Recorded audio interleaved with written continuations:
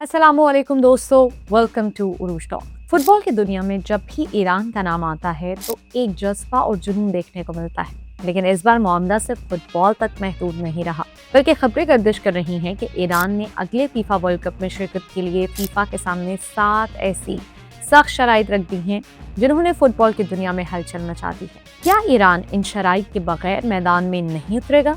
आइए जानते हैं आज के इस तफसीली वीडियो में।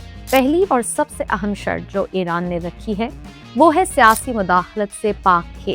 यानी ईरान का मुतालबा है कि बैनुल अक़वामी मीडिया और दीगर ममालिक के फुटबॉल फेडरेशंस ईरानी खिलाड़ियों को सियासी मकासद के लिए इस्तेमाल करना बंद करें। ईरान चाहता है कि इसके खिलाड़ियों से सिर्फ खेल के बारे में सवालात किए जाएं और स्टेडियम के अंदर किसी भी किस्म का सियासी एहतजाज या नाराबाजी ना हो। दूसरी शर्त सफरी पाबंदियों के हवाले से है। ईरान ने मुतालबा किया है कि मेज़बान मुल्क इस बात की तहरीरी जमानत दे कि ईरानी खिलाड़ियों, ऑफिशियल्स और शायकीन को वीज़े के हुसूल में कोई मुश्किल पेश नहीं आएगी। माजी में कई बार ईरानी टीम को मगरबी ममालिक में वीज़े के मसाइल का सामना करना पड़ा है, जिसे ईरान अब बर्दाश्त करने को तैयार नहीं। तीसरी और सबसे बड़ी शर्त मालियाती है। ईरान पर लगी बैनुल अक़वामी पाबंदियों की वजह से फीफा अक्सर ईरान की इनामी रकम रोक लेता है। ईरान ने शर्त रखी है कि वर्ल्ड कप में शिरकत से हासिल होने वाली तमाम रकम और फंड्स बराह रास्त और फौरी तौर पर ईरानी फेडरेशन को मुंतकिल किए जाएं और इसमें किसी भी किस्म की बैंकिंग रुकावट को कबूल नहीं किया जाएगा। चौथी शर्त ईरान की मजहबी और सकाफती शनाख्त के बारे में है। ईरान का मुतालबा है कि स्टेडियम और होटल्स में उनके खिलाड़ियों की मजहबी ज़रूरियात का ख्याल रखा जाए। इसमें हलाल खुराक की दस्तयाबी और नमाज के लिए मखसूस जगहों का इंतज़ाम शामिल है।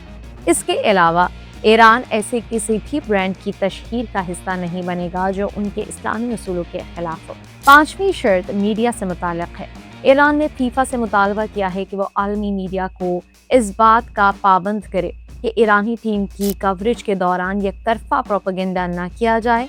ईरान का मौक़िफ़ है कि अक्सर मगरबी मीडिया उनकी टीम की मनफी तस्वीर कशी करता है, जिसे रोकना फीफा की जिम्मेदारी है।